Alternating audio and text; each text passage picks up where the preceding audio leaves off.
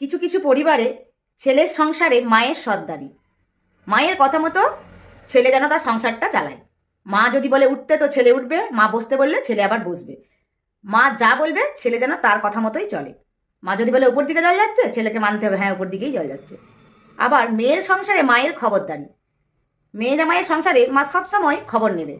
আমার মেয়ে ঠিকঠাকভাবে শ্বশুরবাড়িতে আছে তো, আমার মেয়ে সংসারটাকে নিজের হাতে করতে পেরেছে তো, জামাইকে হাতে করতে পেরেছে তো, জামাইকে দুদিন ছাড়া এদিক ওদিক ঘুরতে যাচ্ছে তো।